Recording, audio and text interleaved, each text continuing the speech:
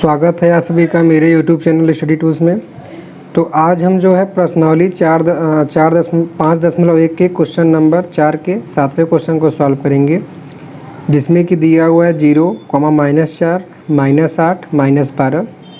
ये मैं इसको जांच करना है कि ये समांतर श्रेणी में है कि नहीं, और अगर है तो इसके आगे के 3 पदों को ज्ञात करना है। तो हम पहले इसका सार्वंतर निकाल के जांच कर लेते हैं। तो यहाँ से सार्वंतर D सही पदों का अलग अलग होगा, तो A2 - A1 निकालेंगे। तो A2 जैसा कि दिया है, A2 दिया हुआ है -4 और A1 दिया है 0, तो -0। तो -4 में से 0 घटाएंगे तो -4 ही आएगा। अब उसी तरीके से आगे के 2 पद A3 और A2 के बीच का सर्वांतर निकाल लेते हैं। तो A3 जैसा कि दिया हुआ है -8, बीच में माइनस लगा हुआ है, और A2 है -4। तो ये हो जाएगा -8 और माइनस माइनस प्लस का 4, तो यहाँ से आ जाएगा -4। अब आगे के और 2 पद हैं उनको देख लेते हैं। तो यहाँ से हो जाएगा A3 - A4 - A3। A4 का मान है -12 और फिर माइनस, और A3 का मान है -8। तो ये हो जाएगा -12 माइनस माइनस प्लस 8। तो -12 बड़ा है, तो 12 में से 8 जाएगा तो आएगा -4। तो जैसा कि हम देख रहे हैं कि सभी पदों के जो बीच का सर्वांतर है वो सभी पदों में एक समान है। तो यहाँ पर लिखेंगे, तो क्योंकि यहाँ पर D बराबर n+1 - an सभी पदों का समान है, इसलिए यह सूची AP है। और जब ये सूची AP हो गया तो हमें इसके आगे का 3 पद निकालना है। तो इसलिए अगले 3 पद में पहला पद जो निकालेंगे, लास्ट का पद से आगे का पद निकालना है। तो -12 में सर्वांतर हम जोड़ देंगे -4, तो ये हो जाएगा -16। फिर इसके दूसरा पद निकालेंगे, तो अब -16 में -4 जोड़ेंगे तो हो जाएगा -20। और तीसरा पद निकालेंगे, तो ये -20 में -4 जोड़ेंगे तो -24। तो इस तरीके से क्वेश्चन नंबर 7 सॉल्व हो जाता है। अब हम क्वेश्चन नंबर 8 को हल करते हैं। जैसा कि 8वें क्वेश्चन में दिया गया है -1/2, -1/2, -1/2 और -1/2। इसमें हमें ये देखना है कि ये दी गई श्रेणी समांतर श्रेणी में है कि नहीं। तो उसके लिए पहले हम इसका सर्वांतर निकालेंगे। तो सभी पदों के बीच का हम सर्वांतर जब निकालेंगे, तो यहाँ से सर्वांतर D बराबर हो जाएगा A2 - A1। तो A2 जैसा कि दिया गया है -1/2, फिर बीच में माइनस आएगा, और A1 का मान है -1/2। तो यहाँ से ये -1/2 माइनस माइनस ये प्लस हो जाएगा, 1/2 बराबर आ जाएगा 0। और इसी तरीके से जब हम A3 और A2 के बीच का सर्वांतर निकालेंगे, तो जैसा कि A3 भी दिया है -1/2 और A2 भी दिया है -1/2, तो बीच में माइनस लगाएंगे, फिर -1/2। तो बिल्कुल इसी तरीके सॉल्व होकर 0 हो जाएगा।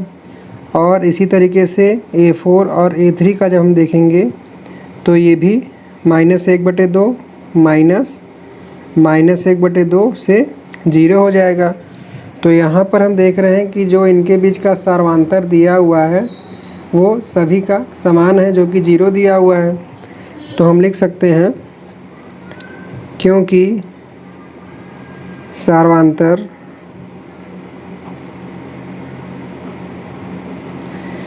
D बराबर an+1 पद माइनस an सभी पदों का समान है,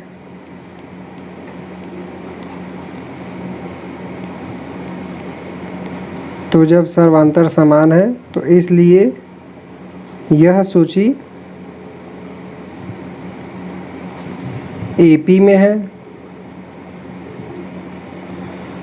और जब ये सूची AP में सिद्ध हो जाता है तो हमें आगे का 3 पद निकालना है। अतः अगले 3 पद, अब क्योंकि यहाँ सभी पद 1/2 माइनस के, फिर -1/2, फिर -1/2, फिर -1/2 आ रहे हैं क्योंकि सर्वांतर 0 है, तो इसलिए बिना जोड़े हम लिख सकते हैं कि अगला पद भी -1/2 होगा और दूसरा वाला भी -1/2 होगा और तीसरा वाला भी -1/2 होगा।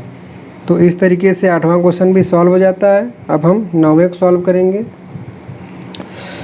तो जैसा कि 9वें में दिया हुआ है, पद हैं 1, 3, 9, 27 और ये इसी तरीके से आगे बढ़ रहे हैं।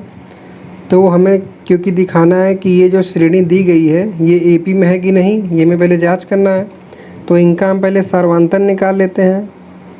तो यहाँ से सार्वंतर D बराबर सभी पदों का निकालेंगे, तो A2 - A1 बराबर करेंगे, तो A2 जैसा कि 3 दिया है, फिर -A1 1 दिया है, तो 3 में से 1 जाएगा तो आएगा 2। इसी तरीके से जब हम A3 और A2 के बीच का सर्वांतर निकालेंगे तो A3 9 है और A2 3 है, -3 बराबर आ जाएगा 6। तो जैसा कि हम देख रहे हैं कि इन दोनों के बीच का अंतर अलग अलग आ रहा है, आगे का भी निकाल के देख लेते हैं। तो A4 - A3 बराबर हो जाएगा 27 - 9 बराबर 18। तो यहाँ पर हम देख रहे हैं क्योंकि A2 - A1 is not is equal to A3 - A2 बराबर नहीं है A4 - A3, ठीक है। तो क्योंकि सार्वंतर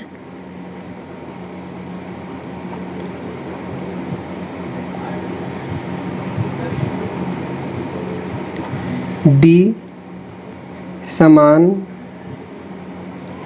नहीं है, इसलिए दी गई सूची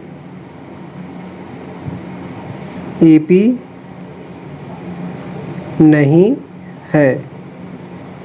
क्योंकि समांतर श्रेणी में AP में जो सर्वांतर रहता है वो बराबर रहता है, लेकिन यहाँ पर बराबर है नहीं, तो इसलिए बराबर नहीं है, तो AP नहीं होगा। अब हम 10वें क्वेश्चन को सॉल्व करते हैं। तो जैसा कि 10वां क्वेश्चन दिया हुआ है A 2A 3A 4A और इसी तरीके से ये सूची जो है आगे बढ़ती जा रही है। तो इसको हमें देखना है कि समांतर श्रेणी है कि नहीं। तो इसके लिए हम इसका पहले सार्वंतर निकाल लेते हैं। तो जब इसका हम सार्वंतर निकालेंगे तो सार्वंतर D जो कि बराबर होगा सभी पदों का निकालेंगे, तो A2 - A1 जब निकालेंगे तो दूसरा पद जैसा कि दिया हुआ है 2A, और 2A में से जब हम A को घटाएंगे तो आ जाएगा A, 2 में से 1 घटेगा 1 आएगा और A ऐसे लिखा जाएगा।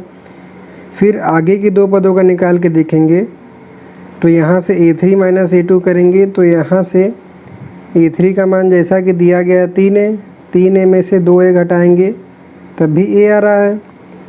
और जब हम आगे के 2 पदों का A4 और A3 का देखेंगे सर्वांतर, तो A4 जैसा कि दिया है 4A, और A3 दिया हुआ है 3A, तो 4A में से 3A घटेगा तो फिर A आ रहा है। ठीक है, तो यहाँ से हम देख रहे हैं कि इन सभी पदों का सार्वंतर समान है, तो लिखेंगे क्योंकि चूँकि सार्वंतर D बराबर AN+1 माइनस AN बराबर कितना आ रहा है, A सभी दी गई पदों का समान है।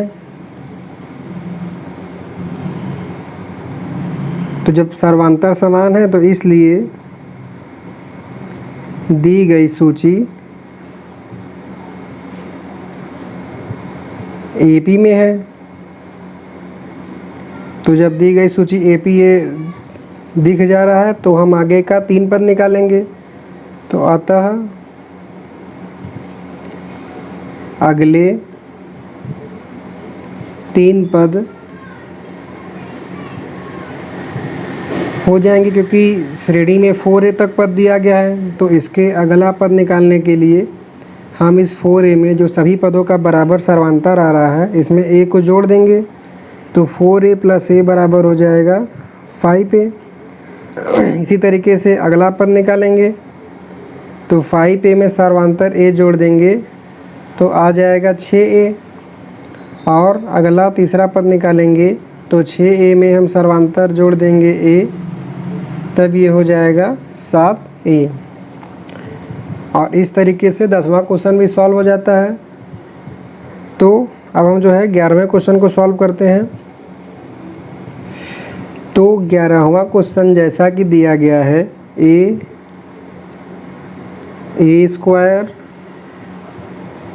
A³ A⁴ and so on. तो हमें इस श्रेणी को देखना है कि ये AP में है कि नहीं। तो इसके लिए पहले हम इसका सार्वंतर निकाल लेते हैं। तो यहाँ से सार्वंतर D जब निकालेंगे तो A2 - A1 बराबर हो जाएगा, A2 का मान है A² और A1 का मान है A। तो इन दोनों में हम देख रहे हैं कि एक A कॉमन है, तो A जब निकाल लेंगे तो ये A² है। तो A के निकल के यहाँ से केवल A बचेगा और फिर माइनस का 1। तो दोनों पदों का सर्वांतर ये हो गया। अब आगे के जो 2 पद हैं A3 - A2, इनका हम सर्वांतर निकालेंगे। तो A3 दिया हुआ है A³ और A2 दिया है A²। अब इन दोनों में A² कॉमन है, तो A² कॉमन लेंगे तो यहाँ आ जाएगा A - 1। तो जैसा कि हम इन दोनों के देख रहे हैं जो सर्वांतर आ रहा है, तो दूसरा पद A - 1 तो कॉमन है, लेकिन जो गुणे में दी गई राशि है यहाँ पे केवल एक सिंगल A दिया है A⁴1, लेकिन यहाँ A⁴2 है। तो इस कारण क्योंकि A2 - A1 बराबर नहीं है A3 - A2 के, इसलिए दी गई सूची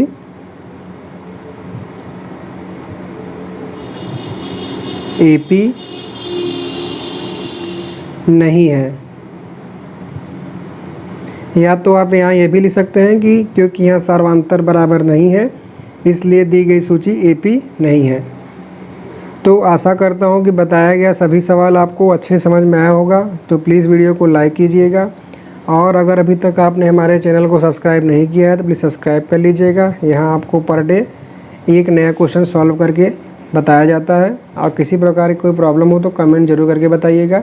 अच्छा लगा हो क्वेश्चन तो भी बताइए कमेंट के माध्यम से। So thanks for watching.